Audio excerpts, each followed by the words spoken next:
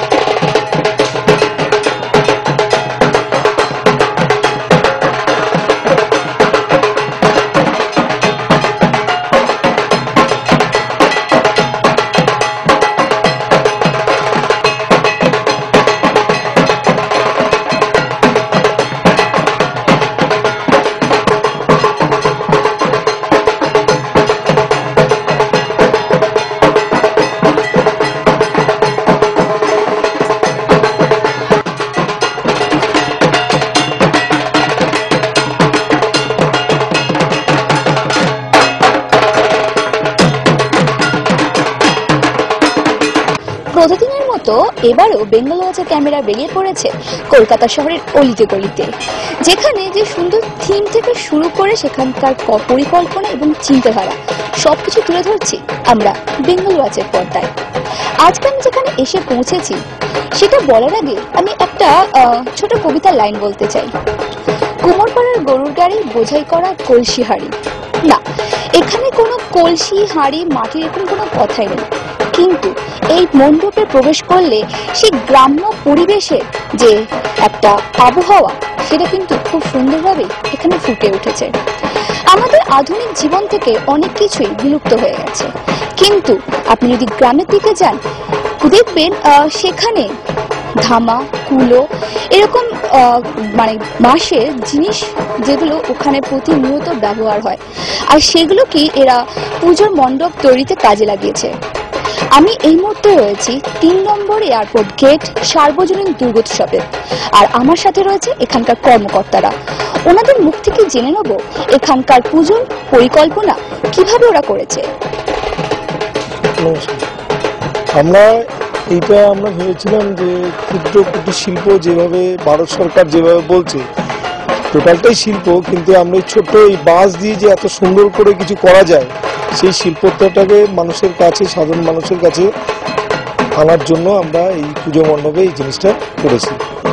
এই কুটির শিল্পকে, ক্ষুদ্র কুটির শিল্পকে আমরা চাই যে আমরা মানুষের কাছে দিয়ে সর্বজনীন দুর্গোৎসব কমিটিতে যারা আছেন, আমাদের বিশিষ্ট অভিভাবক হিসেবে বিশ্বনাথ সরকার, তিনি আমাদের সমস্তভাবে গাইড দিয়েছেন। এছাড়া এই পাড়ার যারা আছে সবাই মিলে আমরা একটা নিজেরা একটা যে ডেকোরেটার্স করেছে তারা কাঁথিতে থাকে, তারা এই বাঁশ দিয়ে এই অপূর্ব জিনিসটাকে তৈরি করেছে। আমরা সাধারণ মানুষের কাছে এই শিল্পত্বটাকে দিতে চাইছি।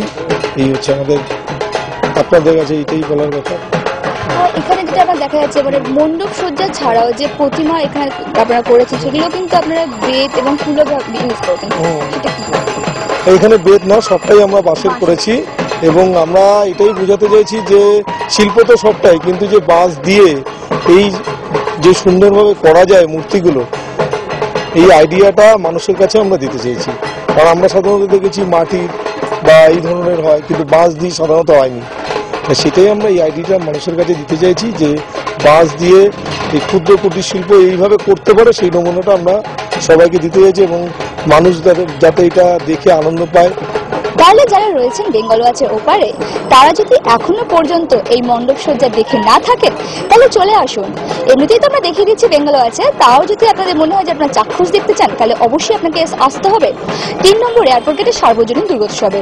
আর এই মুহূর্তে সুযোগ দেওয়া রয়েছে আর একটি মণ্ডপে, সেখানকার আলোকসজ্জা এবং সেখানকার প্রতিমা সজ্জা কিরকম তা জেনে নেব সুজাদার কাছ থেকে।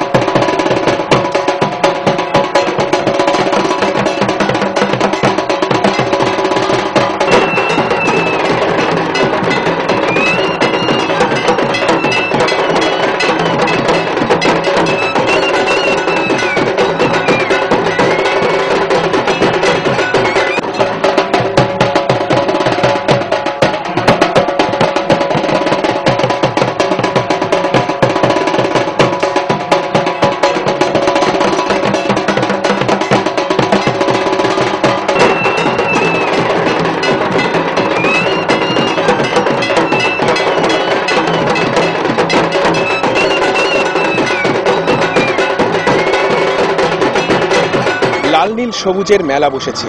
হ্যাঁ, চারিদিকে যেন রঙের কোলাজ, চারিদিকে যেন রং ছড়িয়ে রয়েছে, আর তার সাথে রয়েছে নানান রকম পুরনো সেই হারিয়ে যাওয়া জিনিসপত্র। যেমন আমি একটা জিনিস দেখাতে চাইবো, কাকাতুয়া যে রিংগুলোর মধ্যে বসতো, সেই রিংয়ের যেন এখানে একটা সেই রিং রাখা রয়েছে। এছাড়াও রাখা রয়েছে পাখির খাঁচা। আমরা আরও দেখেছি যে যেখানে রয়েছে সেই হ্যারিকেন, এখন ইমার্জেন্সি লাইটের যুগে রয়েছে সেই হ্যারিকেন, সেই সব জিনিস যেন হারিয়ে যাওয়া জিনিসকে তুলে ধরা হয়েছে, আর পুরো মণ্ডপটাকে তুলে ধরা হয়েছে কোলাজের আকৃতিতে, চারিদিকে নানান রঙের খেলা। হ্যাঁ, আমরা এই মুহূর্তে রয়েছি দমদম মলপল্লীতে। এই মণ্ডপ সজ্জা কিভাবে এদের মাথায় এসেছে তা জেনে নেব এদেরই এক কর্মকর্তার কাছ থেকে। কোলাজ, এই চিন্তা ভাবনাটা কিভাবে? এই চিন্তা ভাবনা এসছে আমাদের শিল্পীর মনে। আজকে আনন্দের দিনে রঙের খেলা, সেই রঙের মাধ্যমে আমাদের আনন্দ খুশি, আমাদের এই শারদ উৎসবকে সুন্দর করে সাজিয়ে তোলাটাই আমাদের শিল্পীর মনে প্রথম এসছে। আর মানে যদি এই যে নানান রকম যে মোটিভ দেখা যাচ্ছে এখানে, এবং এখানে কিছু কিছু জায়গায় দেখা যাচ্ছে যে যে পাখির খাঁচা বা হ্যারিকেনের ব্যবহার হয়েছে, সেই পুরনো জিনিস আবার ফিরে এসছে, সেগুলো কিরকম? আমাদের থিমটাই হচ্ছে যে জিনিসগুলো আমরা হারিয়ে ফেলেছি, যে জিনিসগুলো আমাদের পরবর্তী প্রজন্ম আর দেখতে পাবে না, সেগুলোকে তাদের সামনে তুলে আনা। প্রতিমা নিয়ে, প্রতিমার মধ্যে একটা অনবদ্য রূপ রয়েছে, যদি কিছু বলেন। প্রথমে আমরা সাবেকি করেছি, অ্যাকচুয়ালি এটা মেইনলি হলো 40-50-এর দশকে বাংলা যেমন ছিল, কলকাতা যেমন ছিল, সেইটাকে আমরা তুলে ধরার চেষ্টা করেছি।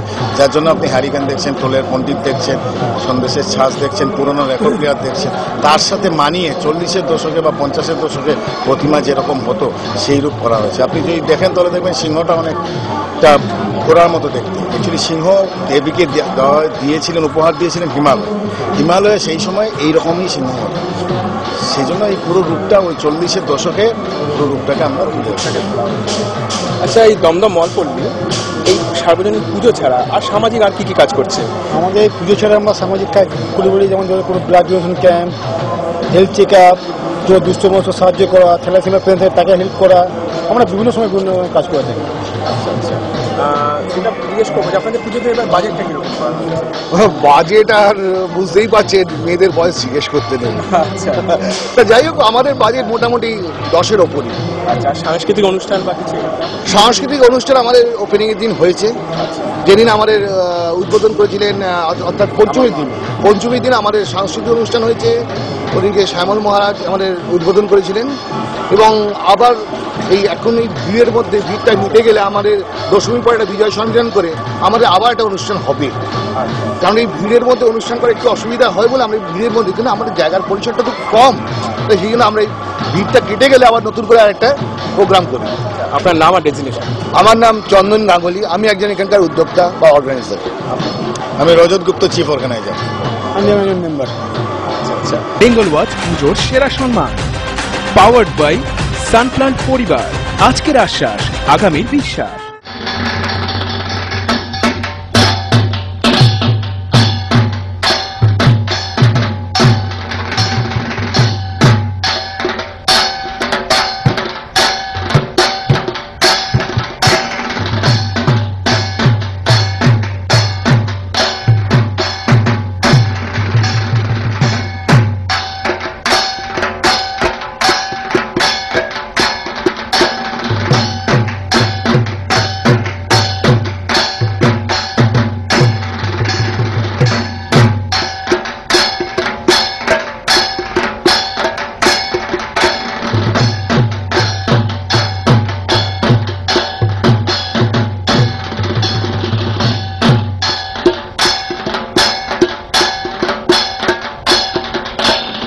নমস্কার, আমার নাম অনুপ পাল, আমি Hindustan volunteers Dum Dum airport club থেকে বলছি। এবার আমাদের দুর্গাপুজো 44তম বর্ষে পদার্পণ করলো। আমরা এবার পরিবেশকে বাঁচিয়েছি, আমরা সবুজকে রক্ষা করেছি, আমরা সবুজকে বাঁচিয়ে, অর্থাৎ বাঁশ গাছ যে এটা সবুজে আমাদের কাজে লাগে, আমাদের অক্সিজেন ডেফিসিয়েন্সি যেটা হয় সবুজ থেকে আমরা পাই, সেটাকে আমরা বাঁচিয়ে পুরো লোহা দিয়ে পুরো স্ট্রাকচার করেছি। আমরা কোনো বাঁশ দড়ি কিছু লাগাইনি এখানটা, আমরা গিয়ে ফাইবার দিয়ে প্লাস্টার অফ প্যারিস দিয়ে আমাদের টোটাল প্যান্ডেলটা করেছি। জয়পুরে একটা মন্দিরের অনুকরণ করেছি আমরা। বলুন। পুজো ছাড়া পরিবেশ সচেতনতা বা এরকম কোনো পরিকল্পনা? আমরা পুজো ছাড়াও আমরা শুধু প্যান্ডেল লাইট মাইক নিয়ে নেই, এছাড়াও আমাদের ক্লাবের অ্যাক্টিভিটিস অনেক। আমাদের যখন আমরা পুজোয়, প্রতি বছর পুজোয় আমরা দুস্থ ব্যক্তিদের প্রায় 400 থেকে 500 আমরা শাড়ি বিতরণ করি, যাতে অনেকে দুস্থ ব্যক্তি আছে পুজোয় শাড়ি কেনার ক্ষমতা নেই। আমরা চাই যে কিছু লোক অন্তত পুজোয় জামা বা শাড়ি পরুক। এছাড়াও আমাদের ক্লাবের মাল্টি জিম আছে। ইস্ট বেঙ্গল ক্লাবের সাথে আমরা যৌথ উদ্যোগে আমরা একটা টেবিল টেনিস কোচিং সেন্টার তৈরি করেছি, তাতে আমাদের অনেক বাচ্চারা সাড়া দিয়েছে, না হলো প্রায় 100 জন। প্লাস আমাদের জুডো আছে, ক্যারাটে আছে এবং আমাদের আছে মাল্টি জিম, এবং সবার এলাকার সহযোগিতায় আমাদের ক্লাবটি এত বড় হয়েছে। আমার নাম তমাল সেনগুপ্ত, আমি এই ক্লাবের কালচারাল সেক্রেটারি। বেঙ্গল ওয়াচ পুজোর সেরা সম্মান, পাওয়ার্ড বাই সানপ্লান্ট পরিবার। আজকের আশ্বাস, আগামীর বিশ্বাস।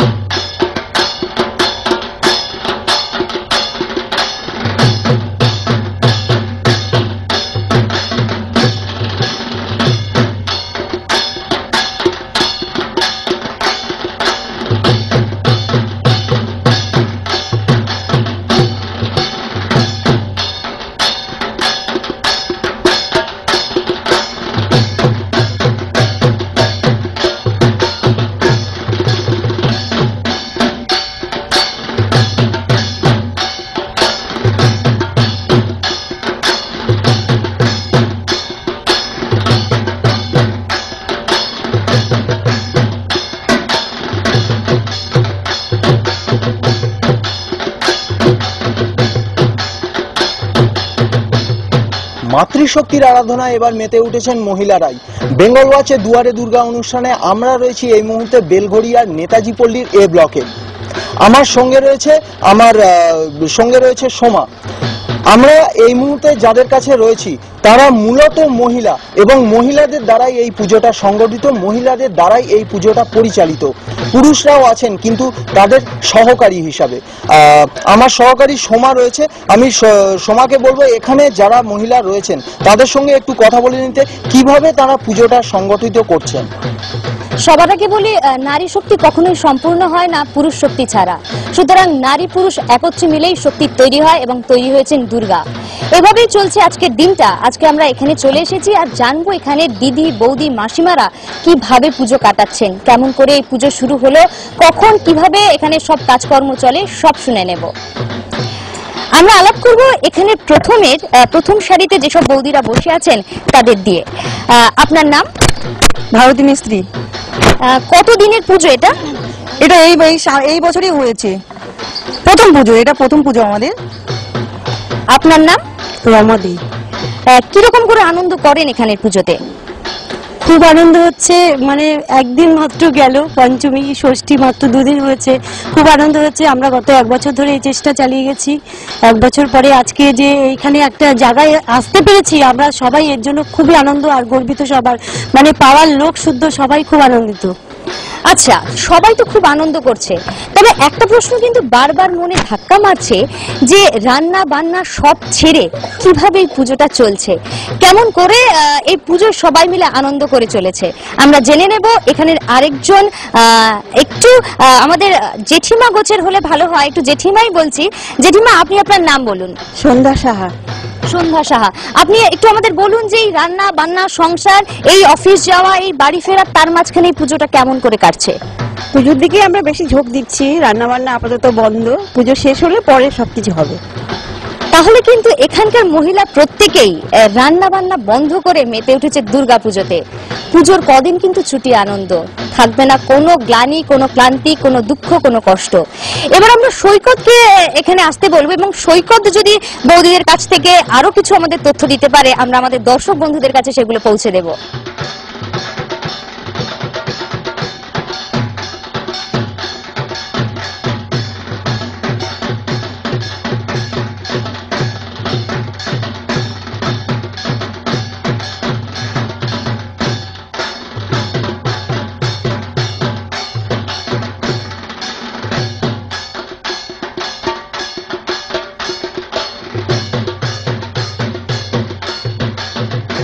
আমার সঙ্গে এই মুহূর্তে রয়েছে বা আমার চারপাশে রয়েছে বেশ ছোট শিশু, তাদের সঙ্গে কথা বলে নেব, তাদের কাছ থেকে জেনে নেব কিভাবে তারা পুজোটাকে উপভোগ করছে।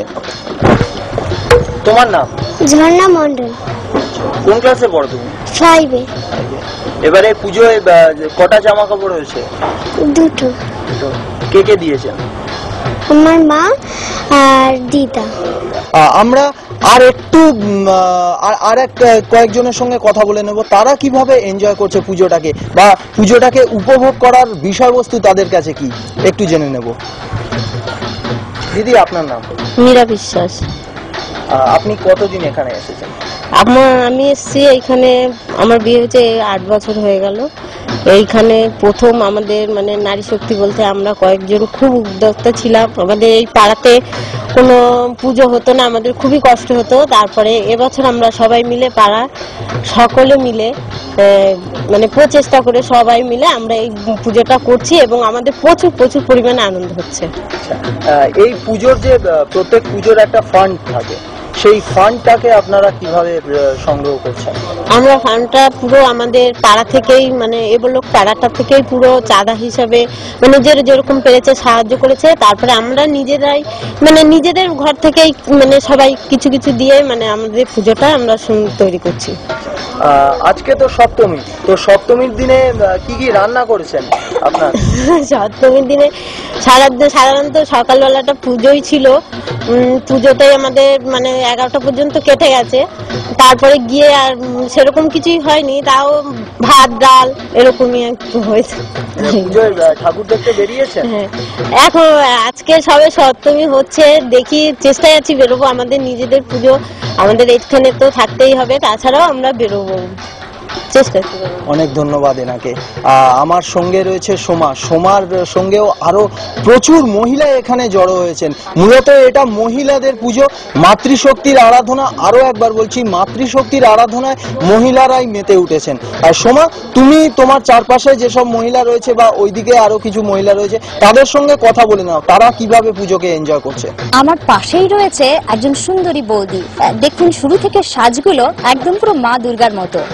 আমরা জেনে নেব উনি পুজোতে কি কি শাড়ি কিনেছেন আর কি কি পরবেন, কি কি খাবেন এবং শুধু কি একা একা ঘুরবেন না দাদাকেও সঙ্গে নেবেন। আপনার নাম? মান্তু দাস। কতদিন হয়েছে বিয়ে হয়েছে? 8 বছর। 8 বছর? 8 বছরেও বৌদি কিন্তু এখনো অনেকটাই নতুনত্ব রয়ে গেছে। তো বৌদি পুজোতে কি কি শাড়ি কিনেছেন? ঢাকায় জামদানি নিয়েছি, তাঁতের শাড়ি নিয়েছি, মা দিয়েছে তাঁতের শাড়ি। কবে কোনটা পরবেন? কবে কোনটা পরবো বলতে পারছি না, কিন্তু রোজ একটা করে পরবো। মানে দাদা বলে দেবে সেই অনুযায়ী আপনি শাড়িটা পরবেন? হ্যাঁ, ঠিক তাই। যাক, বৌদি কিন্তু দাদাকে ভীষণ ভালোবাসেন, এই শাড়ির সিলেকশনের জন্য আমরা বুঝতে পারলাম। এরপরে শুনবো আরেক বৌদি আমাদের বসে আছেন, সেই বৌদির সঙ্গে আমরা কথা বলবো, সেই বৌদিকে দাদা কোথায় কোথায় ঠাকুর দেখাতে নিয়ে যাবেন, শুনবো সেসব কথাও। আপনার নাম? বেবি মিস্ত্রি। আপনি কি করেন? আমি হাউস ওয়াইফ। প্রত্যেক বছর এফডি ব্লক মোহাম্মদ আলী পার্কে ঠাকুর দেখতে যাই, এবছরও যাওয়ার ইচ্ছা আছে। দাদা নিয়ে যাবে? হ্যাঁ, নিয়ে যাবেন। আচ্ছা, কে কে যাবেন? আমরা ফ্যামিলি 3 জন। আচ্ছা, 3 জন মিলেই যাবেন? হ্যাঁ। এই বৌদিরা 3 জন মিলে কিন্তু কলকাতার বড় বড় পুজো দেখবে। এরপরে আমরা টুকটুক করে একটু হেঁটে হেঁটে চলে যাব তাদের কাছে যারা অষ্টাদশীর ছোঁয়ায় রয়েছেন এবং কিভাবে পুজোটাকে এনজয় করবে, কারণ তারা কিন্তু আমাদের ফ্রেমের মধ্যে ধরা পড়ছে। তারা কোথায় কোথায় যাবে, কিভাবে ঘুরবে এবং কি কি পড়বে সব নিয়ে আমরা আলোচনা করব।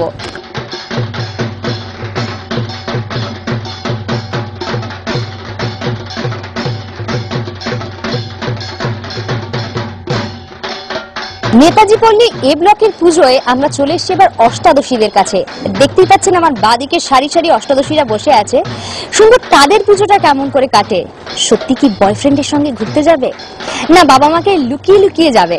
শুনবো ওদের সঙ্গে কথা বলে। তোমার নাম? তপতি বিশ্বাস। কোন ক্লাসে পড়ো? 12। পড়াশোনা কেমন চলছে? পড়াশোনা তো চলছে, সামনে পরীক্ষা। আর পুজোর কেনাকাটা তারপরে পুজো হ্যাঁ কেমন চলছে? সেটা ভালোই চলছে, কেনাকাটা হয়েছে মোটামুটি। কোনো আনন্দ নেই পুজোয়? না সেটা তো হচ্ছেই। তাহলে কিরকম একটা মনে হচ্ছে ঝগড়া হয়েছে বয়ফ্রেন্ডের সঙ্গে? না বয়ফ্রেন্ড থাকলে তো হবে। ও তাহলে সেটা বলো যে আমার বয়ফ্রেন্ড নেই তো, আমি দুঃখ পেয়েছি। তোমার নাম? সুপর্ণা রায়। কোন ক্লাসে পড়ো? 11। পড়াশোনা চলছে? চলছে। সঙ্গে পুজো কেমন চলছে? আমার পুজো খুব আনন্দ হবে। মানে কি কি করবে প্ল্যান করেছো? একদিন বয়ফ্রেন্ডের সাথে ঘুরতে যাবো, বাবা মার সাথে ঘুরতে যাবো, আর একদিন বান্ধবীদের সাথে ঘুরতে যাবো। আচ্ছা, বান্ধবীদের সঙ্গে একদিন, বয়ফ্রেন্ডের সঙ্গে একদিন। ও বলেছে একদিন বান্ধবী একদিন বয়ফ্রেন্ড, তারপরের দিনগুলো যেগুলো বেঁচে থাকবে সেগুলোই কেবলমাত্র পরিবারের সঙ্গে কাটাবে। এবার যাচ্ছি আরেকজনের কাছে, শুনবো ওর পুজো কেমন কাটছে। তোমার নাম? মৌসুমা দে। কি করো? আমি ক্লাস 11-এ পড়ছি। পুজো কেমন কাটবে আশা করছো? আমার তো পুজো ভালোই কাটছে, কারণ এই প্রথম বছর আমাদের পাড়ায় পুজোটা হচ্ছে। তো পঞ্চমী থেকে নাচানাচি আরম্ভ হয়ে গেছে, তো প্রত্যেকদিন রাত্রে পুজোর পর নাচানাচি হচ্ছে, খুব এনজয় করছি পুজোটাকে। আজকেও নাচবে? হ্যাঁ আশা আছে। জামা কাপড় কি কিনেছো? একটা শাড়ি হয়েছে, 2টো সালোয়ার হয়েছে। সালোয়ার হয়েছে, কামিজ হয়নি? সালোয়ার কামিজ। সালোয়ার কামিজ হয়েছে। জিন্স? না জিন্সটা পরি না তেমন। আচ্ছা শাড়ি। হ্যাঁ। আচ্ছা, আর বন্ধুদের সঙ্গে কদিন? বয়ফ্রেন্ডের সঙ্গে কদিন? বয়ফ্রেন্ড নেই, বন্ধুদের সাথে মোটামুটি কালকে ঘুরে এসেছি পাশাপাশি, তো আরেকদিন যাওয়ার প্ল্যান আছে। বয়ফ্রেন্ড নেই। এখানে কিন্তু অষ্টাদশীরা সকলেই বলছে তাদের কারোর বয়ফ্রেন্ড নেই, সবাই বন্ধুদের সঙ্গে ঘুরতে যাবে। এরপরে আমরা শুনবো সৈকত আমাদের সঙ্গে রয়েছে, সৈকতের থেকেও কিছু কথা শুনবো। সৈকত বৌদিদের নিয়ে রয়েছে, বুঝতেই পারছেন। তো দেখুন ও বৌদিদের সঙ্গে কি কি কথা বলে এবং কি কি আপনাদেরকে নতুন করে জানাতে পারে। সৈকত, তুমি আমাদের এবার কি জানাচ্ছ? হ্যাঁ সোমা, আমার সঙ্গে আমার ঠিক পাশেই রয়েছে একটা বাচ্চা ছেলে। সে অনেকক্ষণ ধরে মনমরা হয়ে রয়েছে, তার সঙ্গে একটু কথা বলে নেব।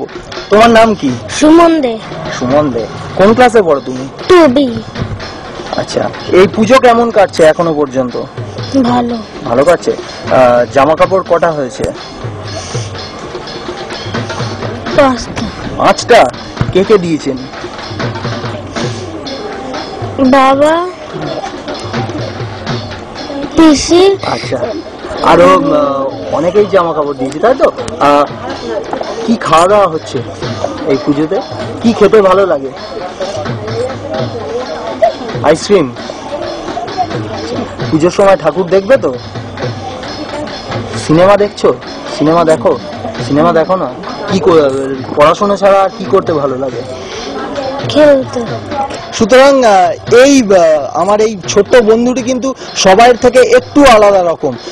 পড়াশোনা ছাড়া খেলাধুলো করতে সবাইরই ভালো লাগে, কিন্তু এখনো পর্যন্ত সেরকম ভাবে বোধহয় পুজোটাকে উপভোগ করতে পারিনি।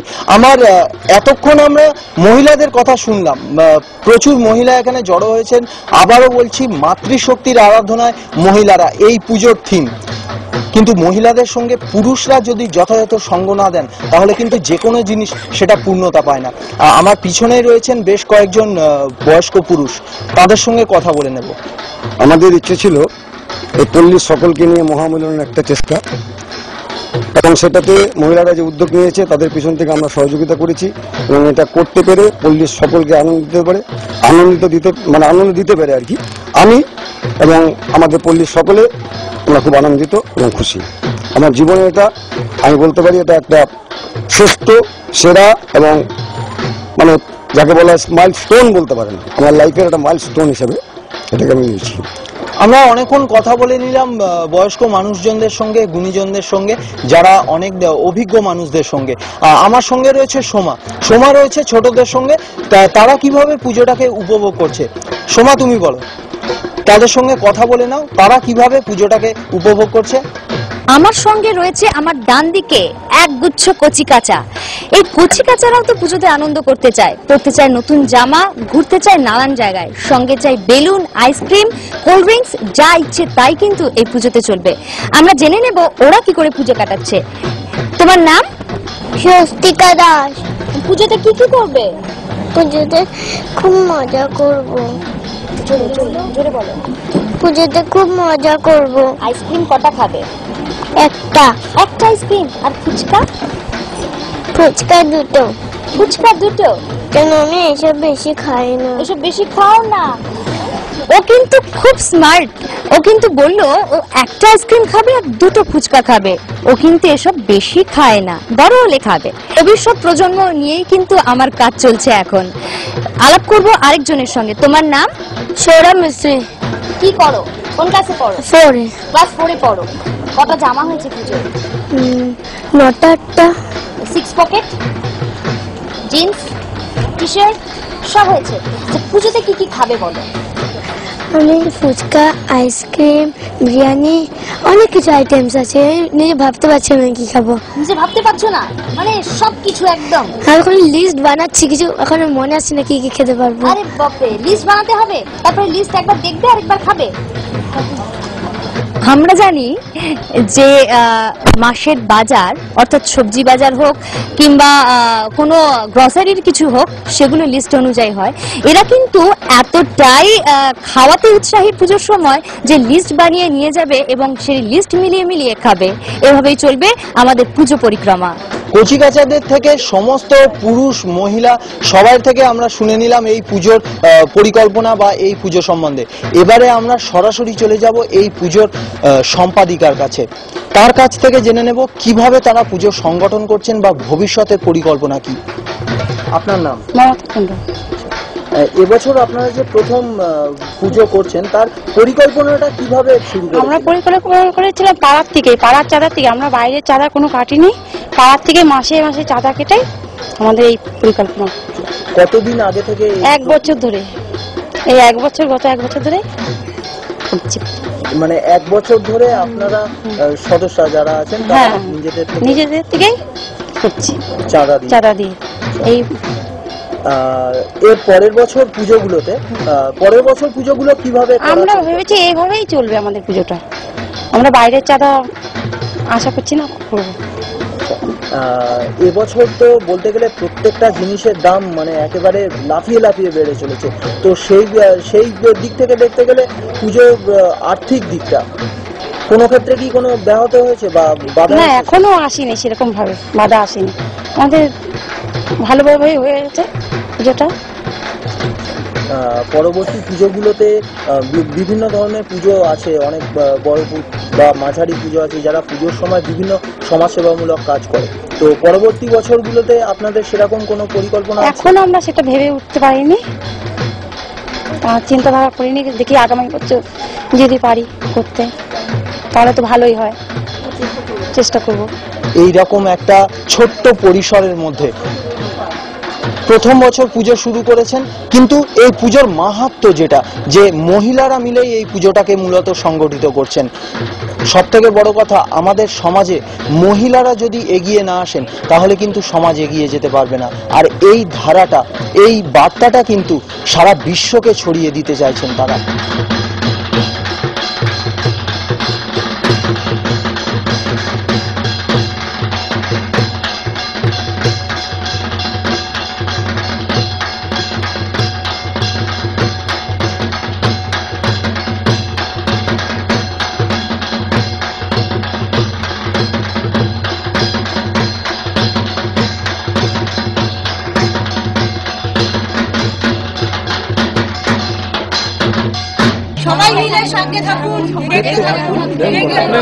বেঙ্গল ওয়াচ পুজোর সেরা সম্মান, পাওয়ার্ড বাই সানপ্লান্ট পরিবার। আজকের আশ্বাস, আগামীর বিশ্বাস।